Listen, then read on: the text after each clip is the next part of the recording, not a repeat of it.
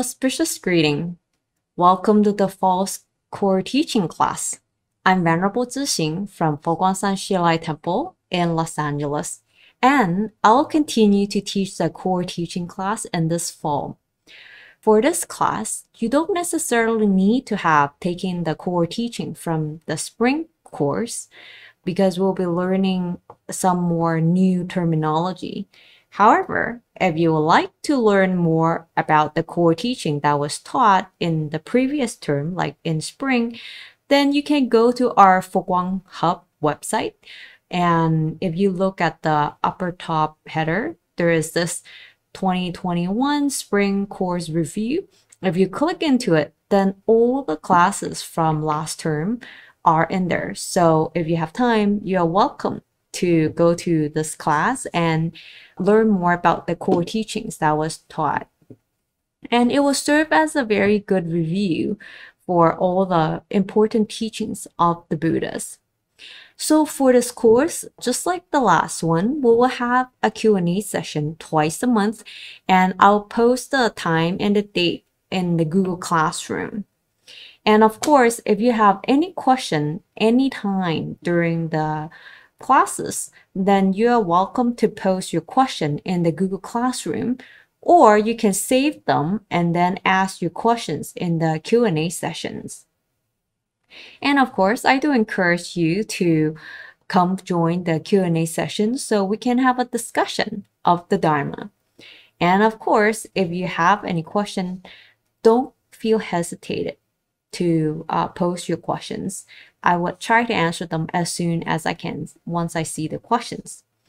So now, before we begin this class, I'd like to ask all the returning students who's attending this course to treat this first class as the first time you take the core teaching class.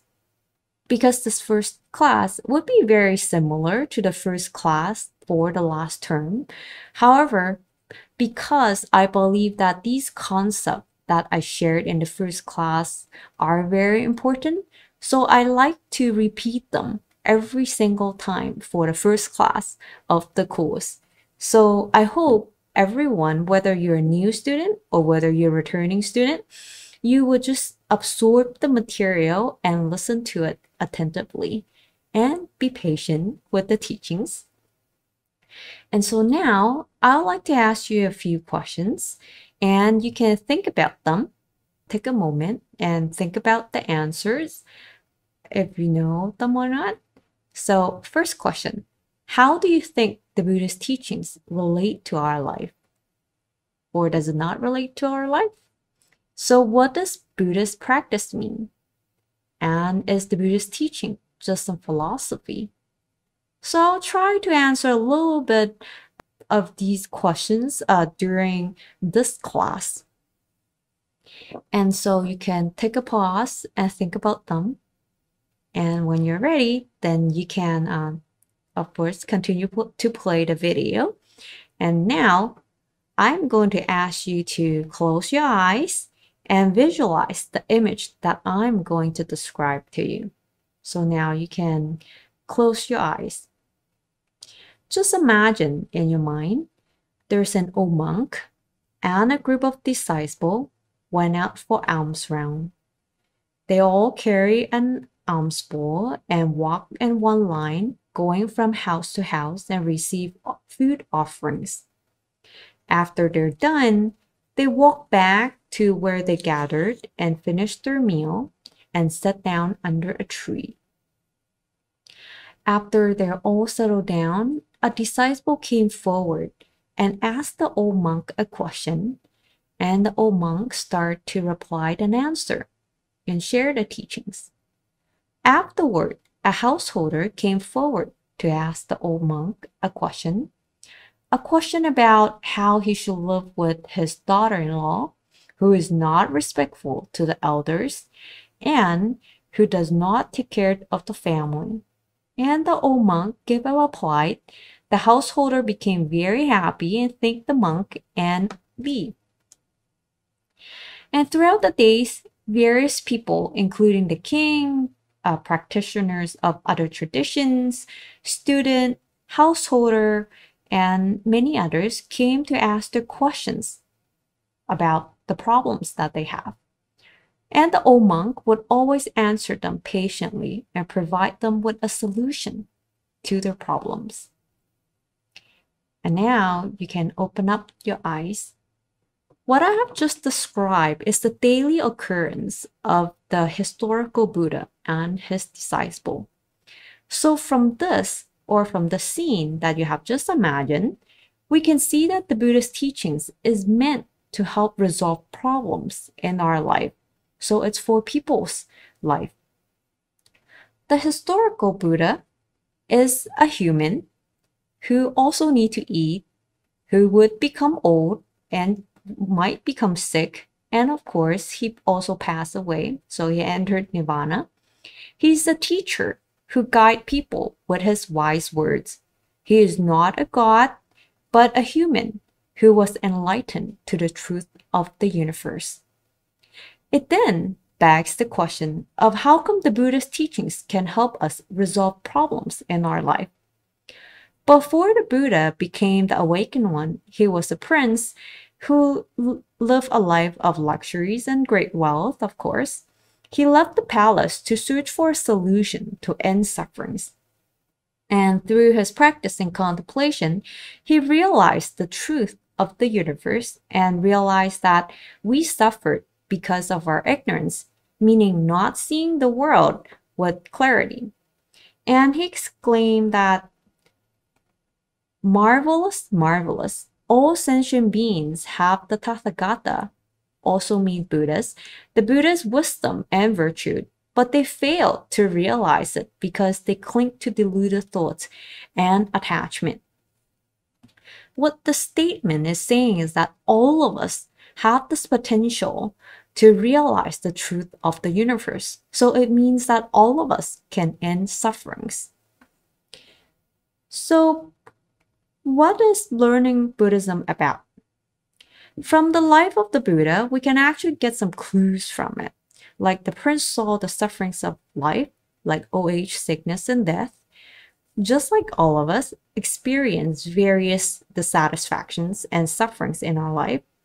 And Prince Siddhartha then head on to a quest to find solutions to end these sufferings.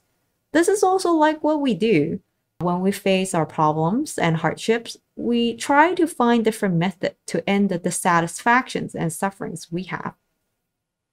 However, unlike the prince, who ultimately ends sufferings through realizing the truth of the universe, which we also call the Dharma, we tend to reach out to go for shoppings or enjoying some sensory pleasures, traveling, partying, or doing things that we like to divert our attention from the problems and troubles we have in life. We fail to find the peace and happiness in life because we don't see the world as it is, but what we think it is. Not seeing the world with clarity, with right view and perspective, leads to dissatisfactions and more sufferings, of course. Now, let me just ask you these questions and you can reflect about them. So, how do you feel when the county ordered the lockdown during pandemic? Do you feel stressed out and angry because it disrupts all your plans? How do you feel when you're asked to wear a mask at all time, like even now? Do you feel agitated over how uncomfortable you become? How do you feel when you suddenly receive a notice that notified you of your layoff? Oh, it's a sudden news. So how do you feel about it? Do you feel angry over it? How do you feel when you fail to receive a promotion at work after working so hard for it? Do you feel unfair and angry? How do you feel when you broke a leg after an accidental fall? Do you feel frustrated over the inconvenience? Like, how do you feel if you accidentally spill your coffee as someone bumps into you?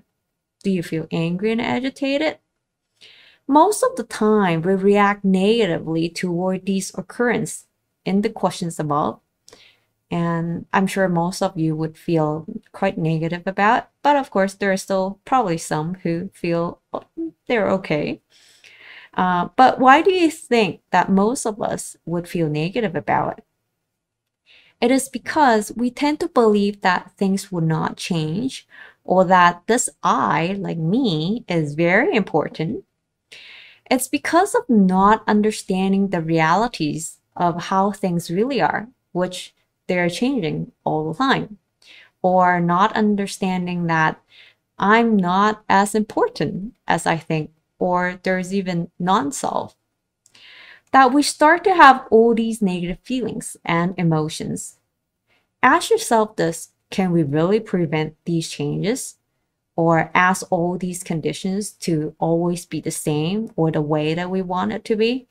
The obvious answer, of course, is not. No, we can't. And through his teachings, the Buddha taught us how to view this world with the right perspective so that we can find peace and ease in our mind. Ultimately, we can end our sufferings. Therefore, learning Buddhism is about learning to view the world in accordance to the Dharma, meaning in accordance to the true realities of the world. Dharma refers to the objective truth of the universe. It is actually independence of the Buddha's existence. The Buddhas once said, even if I was not born in the world, the truth is there. The Buddha didn't create these teachings or these truths, he only discovered them and then tell us about it. But of course, there might be some people who might have a question asking, what do you mean by truth? Like every religion might say that they're the orthodox, like they're the truth, right? So the definition that we give to truth is that it's universal, it's applicable to everyone, meaning it should apply to American, African, European, or whoever you are. It should apply everywhere, whether you're in Africa or in Australia or in US. It's the same everywhere. And it's the same or applied throughout time, whether it's in the past, in the present, and the future. And of course, this truth is inevitable, so it will bound to happen. And of course, it happened as such. So then, after you learn more about the Buddha's teachings, you can actually try to match, I guess, these teachings to these truths, like the definition of truth, and see for yourself it is really true or not. So you can actually observe these teachings in your life and see it for yourself.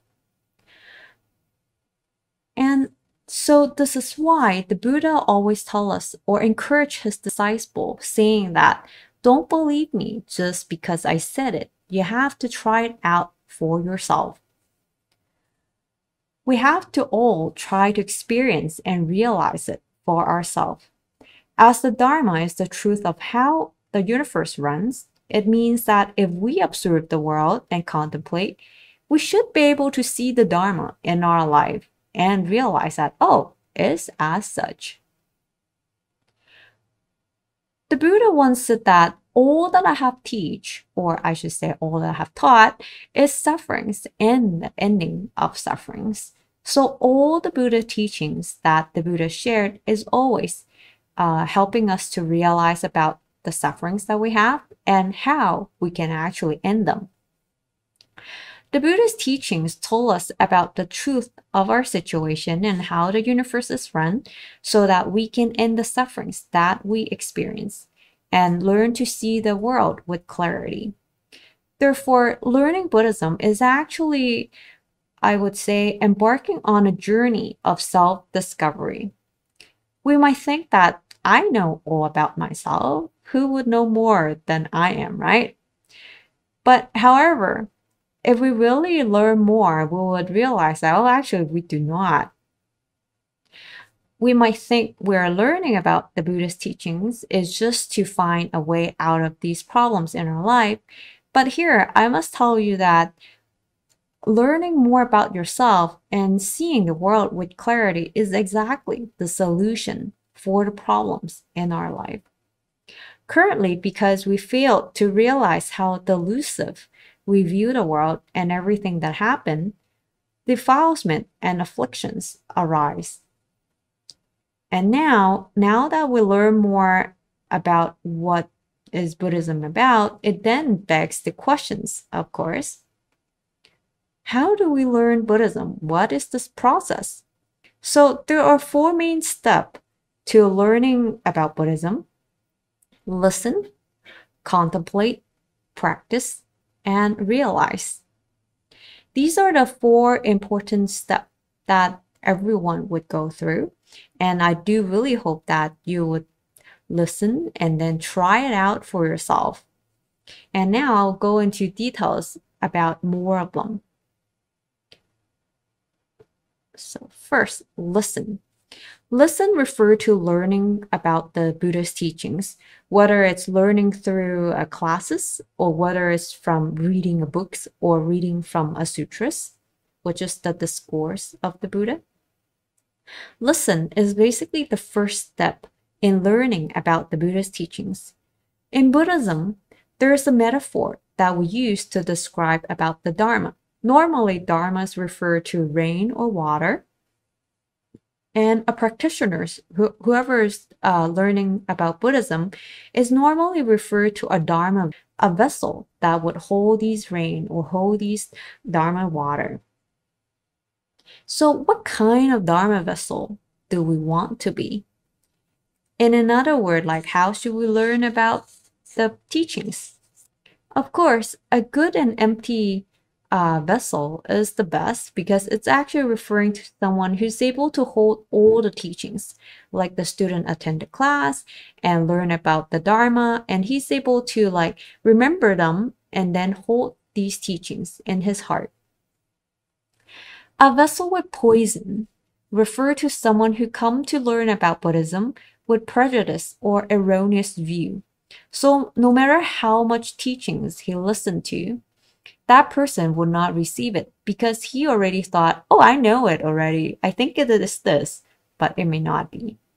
This is sort of like I have this glass of muddy water. So no matter how much water I add to it, it would always be muddy. So we want to clear out our glass so that we can hold the Dharma. And leaky vessel refer to someone who listened to the teachings but then forget about them right away after class. So maybe you're watching this video and it seemed, yeah, the teaching seemed very good. Yeah, I learned more about it. But after you finish the class and you take a walk and you probably forget about the teachings, then that's what a leaky vessel referred to, like a student who does not retain the teachings and forget about the teachings afterward. An upside down vessel referred to someone who is not focused or concentrated during the class. So after class, it's almost seemed like they have never listened to the teachings before. This is like a student who come to the class and start to daydream. Afterward, the teacher suddenly asks him, okay, this question, what do you think about this? The student stand up looking dumbfounded, not knowing what to answer because he or she did not have not been listening to the teachings. So that's what an upside down vessel is. Sort of like I want to fill the vessel with water, but because the vessel is upside down, no water can go in. So how should we listen to the Dharma? In the sutras, the Buddha always told his disciple to listen carefully, like listen mindfully, listen truthfully, as taught by the Buddha. So we should learn to listen to the teaching and really try to understand it. And of course, while we're listening, we need to be very mindful and attentive. And one very important thing when we're listening to Dharma, we also should listen to it with an open mind. We might have some question during class, but hold it off at that moment. First, try to absorb all the material. You can jot down your questions. And then after class, this is when you can ask your question after some contemplation, because sometimes the answer might be at the later part of the class, right? So you want to hold off your question during class, just listen to all the material. Then after class, you can contemplate a bit. And if you still have questions, this is when you would ask the teacher. And of course, we should then go to the next step to contemplate and observe the Dharma in our life. So that's very important. And like I have mentioned before, we need to have an open mind. So if we come to the class with a certain view about the teachings, then it's very hard for us to receive more because we're already attached to what we think, and we tend to think what we think is correct. So this is why I must again remind everyone to listen to all the teachings with an open mind. Even if you have learned about them before, then listen to it again. So this is why in Buddhism, we always thought we have to learn these teachings again and again and again. So this is just like me. I have taught the core teaching class for many years, I would say, at least many times. And so every single time when I prepared for classes, like I read the material again, for myself personally, I would always feel like I understand it more, I gain more than before. So this is why we should always keep an open mind and learn it again and again. So next step is to contemplate. Contemplation is about thinking about the meaning of the teachings and try to observe these teachings in our life. Because remember, like I have mentioned before, these are the truth of the universe, right? So technically, if we observe them in our life, we should be able to find some clues or see some clues from our life. We can also say that these teachings are the law of how this world runs.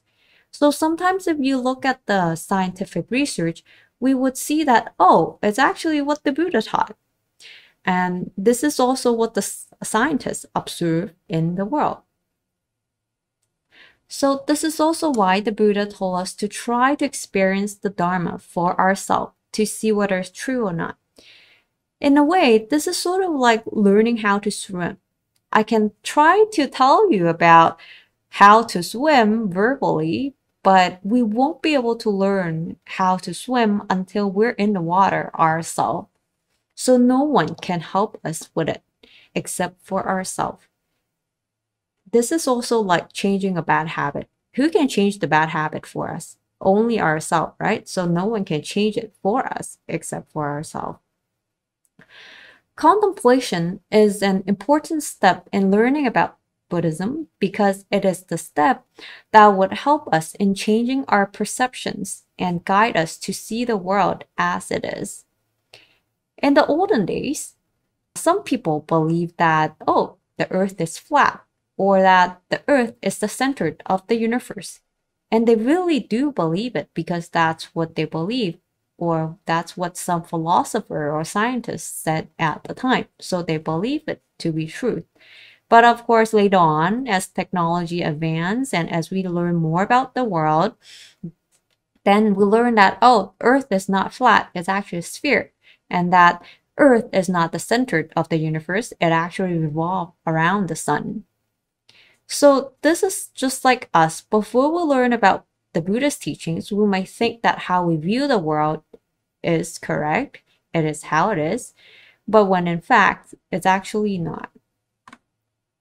So this is why it's important for us to learn the teachings and then contemplate and observe it for ourselves.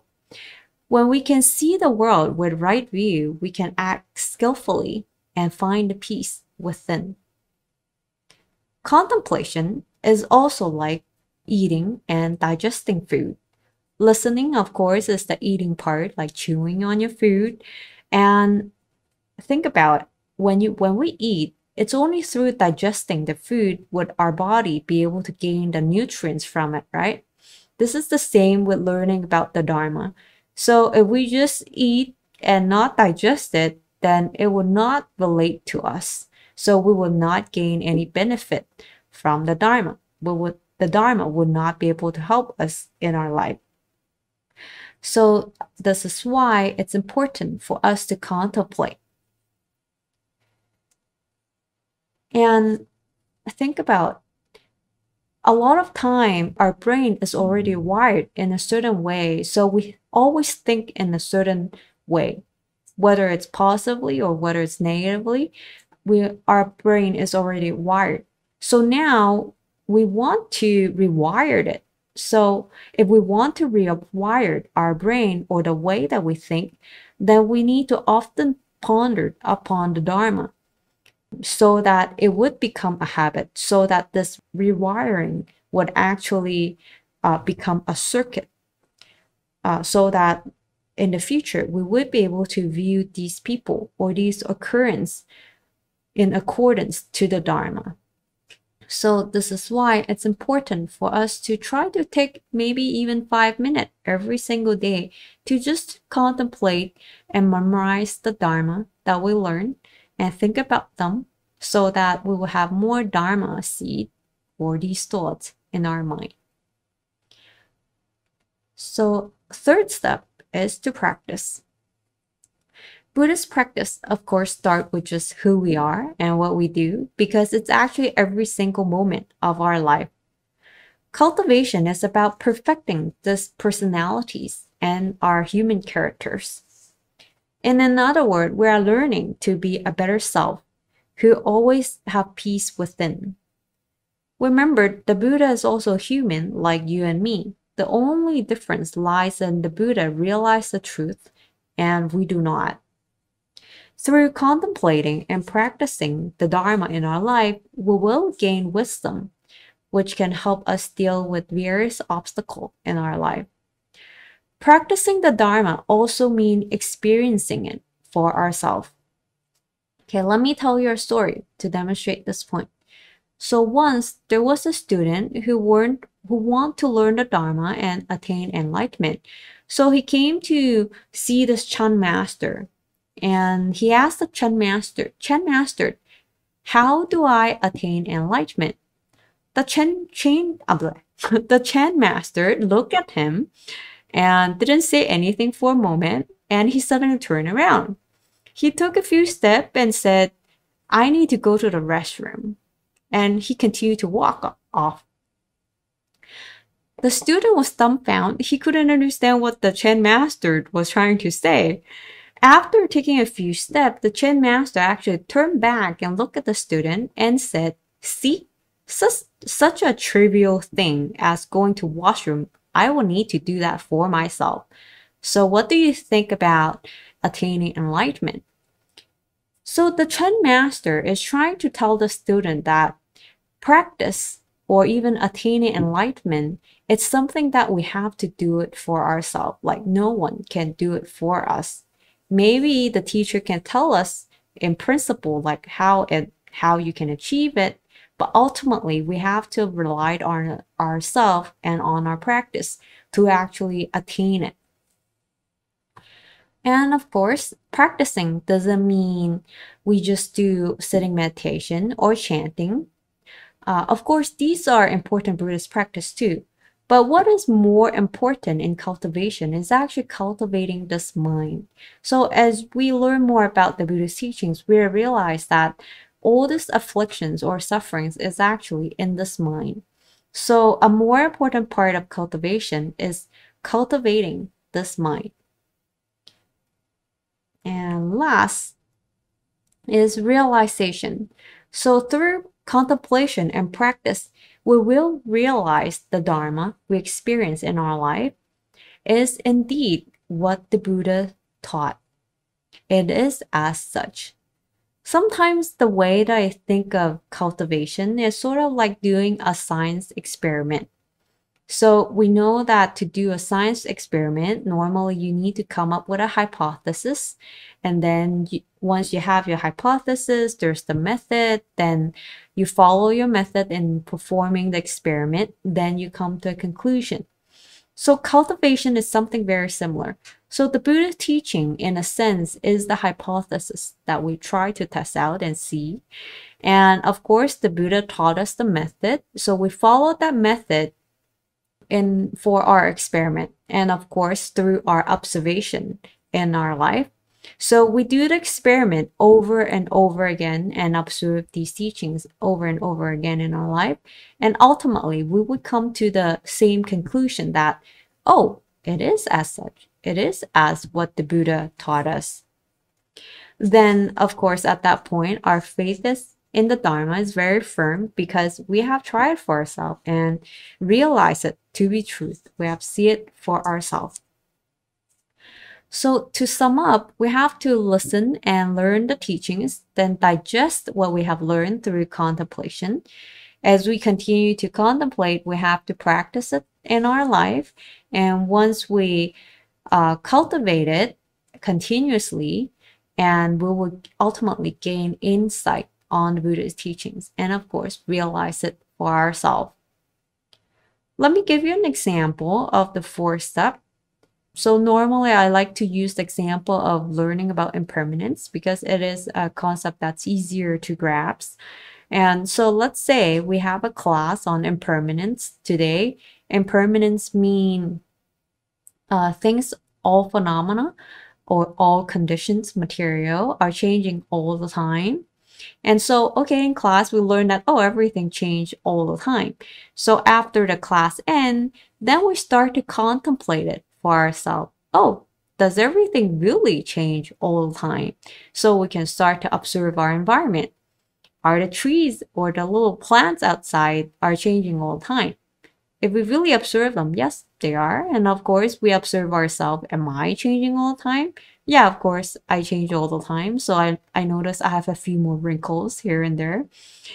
Or I would be able to donate blood every 56 days. So these are changes. Without changes, I probably could not do all these things. And so we continue to observe these changes in our life. And of course, we can observe, oh, life before and after pandemics are different. So all these are changes that happen in our life. And of course, practice. What practice means is that now that we learn that and see it for ourselves that yes, changes do occur. So when practice come in is, for example, like I have this favorite cup and I drop it on the ground. So now, obviously, probably I would first feel quite sad because I was attached to this favorite cup and it might have some meaning to it. And so next, I should remind myself that things are impermanent, like they're changing all the cup. Like the cup was made, it would exist in the world for some time, but when the conditions are not there, it might break apart and decay. So I should contemplate, use this occurrence as a mean for me to contemplate about impermanence. And as we continue to do this, maybe at the beginning, it's still very hard. We might still feel very sad over it. But as we continue to contemplate as such, with every occurrence, slowly we will realize that we're not attached anymore. We will learn to let go. Even next time, if I suddenly drop my phone, then I'll go like, ah, there you go. It's impermanence. And I'll be able to let go. And so it's a process. And of course, ultimately, through all these occurrences, which are the experiment that we're doing, we'll one day realize that, yes, everything, all phenomena is in the impermanence. So this is the whole process, learning about the Buddhist teachings from listening, contemplating, practicing, and ultimately realizing. And now that we learn about the process of studying Buddhism, what kind of attitude should we have when we learn Buddhism? And the three important ones, of course, there are humilities, like being very humble, and we need to be upright and honest. And of course, we need to persist. The last one is very important, persistency. And so for humbleness, the Buddha always warned his disciple, or I would say all of us, that we need to be humble as we learn about the Buddha's teachings. Because arrogance is sort of like a tall mountain that would obstruct us from this path. Because arrogance won't be moved by anything. So this is why sometimes in Buddhism we said that arrogance is one of the poison for us in our cultivation.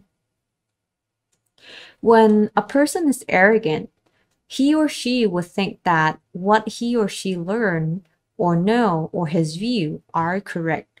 So even at this point, when there's a teacher try to correct this person, he or she would refuse to listen to it. So this is why it's very important for us to really be humble. In this way, we will really learn the teachings and accept the teachings and try it out for ourselves. Otherwise, we will never be able to progress in this path of cultivation. When we listen, we should be humble and accept the teachings. So once there was a young man, his name was actually Arrogance. His family have been part of like the noble for many generations. And of course, they're very wealthy. So this young man, he was very handsome and he was also very intelligent. So with his appearance, with his intelligence, with his wealth and his great family, he became very arrogant. So one day he learned that the Buddha was expounding the Dharma nearby, and he thought he would go there and listen to what the Buddha had to say and maybe refute his teachings if he deemed that it's wrong. So Arrogance, followed by a group of young men and ladies who are also from the noble families, they all went to see the Buddha.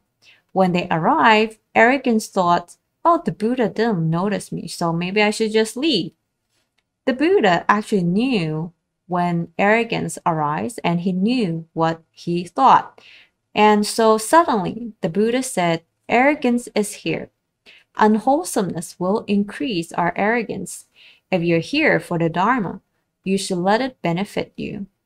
When Arrogance heard what the Buddha said, he thought the Buddha really knew what's on his mind. So he went to pay respect to the Buddha upon hearing the Buddha's word. All the other young lady and young men from the noble family and everyone around there were very surprised, because normally he was very arrogant. He would not bow to anyone, but now he was bowing to the Buddha. Arrogance then asked a few questions like, oh, how can we not give rise to arrogance? How can we become respectful? And so on. And the Buddha answered his questions and expound various teachings. Arrogance understood and realized the Dharma on that spot, and he respectfully asked the Buddhas for permissions to renounce and became his disciple. Upon becoming the Buddha's disciple, or upon renunciation, he started to contemplate upon the teachings. As he was free from the hindrance of arrogance, ultimately he attained arhatship. So this story is to tell us that we need to have humility as we learn and practice the Buddha's teachings. It is only through having humilities can we continue to improve ourselves and open up our mind to the teachings. When we learn from the Dharma, we need to let go of our own arrogance and prejudice or our own view. Otherwise, no matter how great the Dharma is, it will never be able to help us in our life.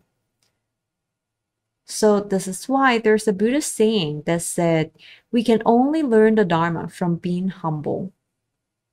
Arrogance would only obstruct us on this path. And next, another important attitude is being honest and upright. Venerable Master Sheng Yen, the founder of Fo Guang San Buddhist Monastery and over 250 branch temples, including Shilai Temple, once said that someone who wants to learn the Dharma should be honest and upright. Of course, we might wonder, why is honesty so important to our practice? This is because Buddhist cultivation is about perfecting this human character and our personalities. And of course, more importantly, is to gain insight to the realities. If we are not honest in facing our own weaknesses and our problems, we cannot correct them. This is just like if there's this rotten fruit on the ground and we feel like, oh, I don't want to see it, so I just put a cloth over it. What would happen? Of course, the fruit would rot even more and there would be further infestation. then it would be very bad because there might be smells, there might be bugs and insects.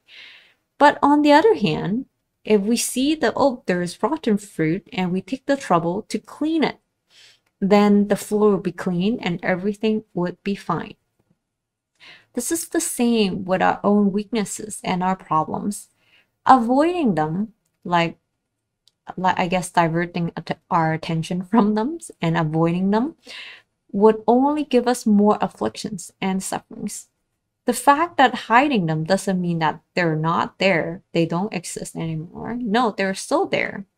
If we want to resolve these problems and perfect our personalities, we need to be honest to ourselves and first admit that, yes, I do have these problems and I do have these weaknesses. It might pain us to face the unwholesome part of who we are, but it's part of the healing process. So facing it is the first step. And we can all do it. And of course, the Buddha told us that it can be done. And so the Buddha become the Buddha. And so we need to be honest in this process of cultivating. And last, a very important attitude is persistencies. Learning Buddhism needs patience and persistencies. There is just no shortcut to it. Because think about, this is like changing a bad habit. Can we change it the moment that we declare that we want to change it? It will not be, because the psychologist told us that it takes us 21 days of performing the good behavioral habit before we can actually change this bad habit. So it does take time and effort. Cultivation is the same. Currently, we actually live in a society where we want things to be there instantly, like everything should be instant. I should have a quick fix to my problem. Like we want to see instant result.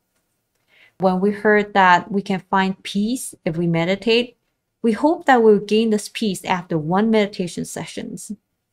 And if we don't feel much after several sessions, we might even give up on the practice. However, if we want to perfect our skills, it takes constant practice. Think of all the successful musicians or athletes or actors or great scholars or whoever that's successful. They don't become who they are in just one day. They become successful because they persistently practice every single day, like they sharpen their skills every single day for many years. Just like Michael Jordan, a famous basketball player that I think everyone know. And he once said that nobody will work harder than I work. I don't do things half-heartedly because I know if I do, then I can expect half-hearted result.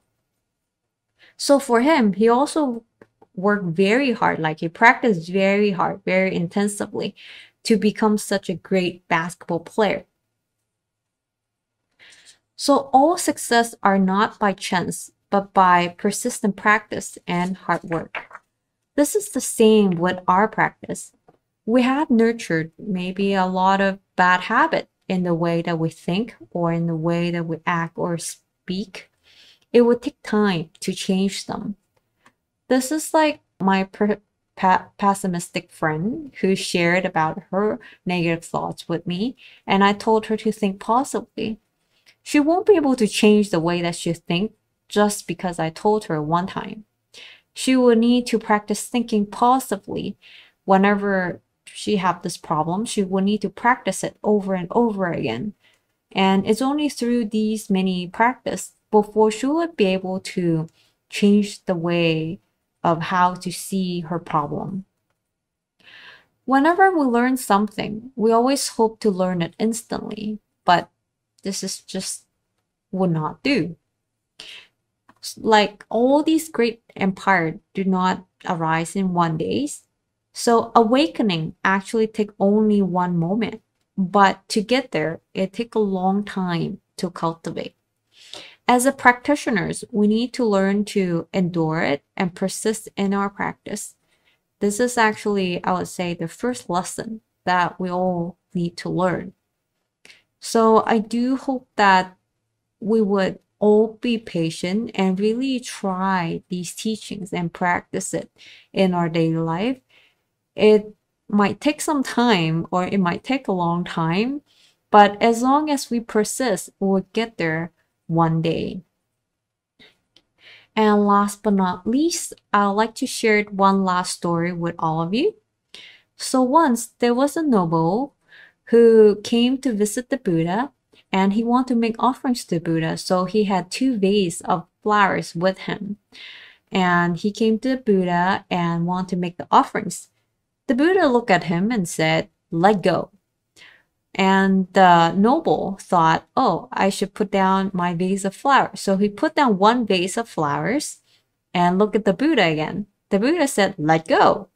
And so he thought, oh, maybe the Buddha is referring to the other vase. So he put down the 2nd vase of flowers. So he thought now he should be able to pay respect to the Buddha. The Buddha looked at him and said, "Let go." And at this point, the noble said to the Buddha, "Buddha, I have already put down 2 vases of glass, like my hands are empty. What do you want me to let go?" And the Buddha replied, "I didn't ask you to put down your vase of flowers. I asked you to let go of the attachment arise from your 6th sense organ and their objects. If you can let go of them, you will be liberated." So now, I'd like to ask all of you, are you ready to let go of your afflictions, your wrong view and prejudice? Are you ready to open up your mind to receive these Dharma water? Are we ready to put in some effort to learn the teachings and really practice them? In the last core teaching class, I noticed that there were many people or many students who actually watched these videos at the very beginning, but at the end, there's only actually 1/4 of the student, of the registered student, who actually finished all video. As we become very busy in our life, we might procrastinate or find reason thinking that, oh, I'm very tired today, so maybe I'll watch it tomorrow.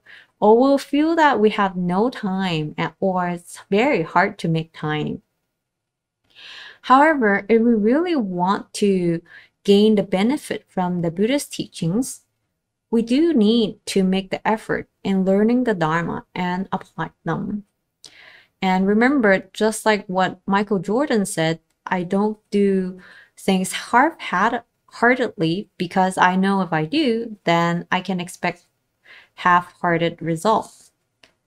So I do encourage everyone, and I do hope that all of you would really take the time to watch all the videos. Just treat it as this is something that I have to do every single Saturday. Something that I'll just take this 1 hour and watch the video and then contemplate it. I really do hope that you would be able to learn these Dharma and really find that they would actually help you in your life and help you resolve problems in your life. Last but not least, I hope that we'll all keep an open mind because some of the teachings may be new and foreign to us, like we've never heard of them before. If you do encounter such concept, keep it in your mind and observe it for yourself. If you have any questions in regard to the teaching material, once again, please feel free to post your questions on the Google Classroom or ask them in the Q&A session. Thank you very much for listening to this class. I'll see you next class. Please take care and stay safe. Thank you. Ni Tho Pho.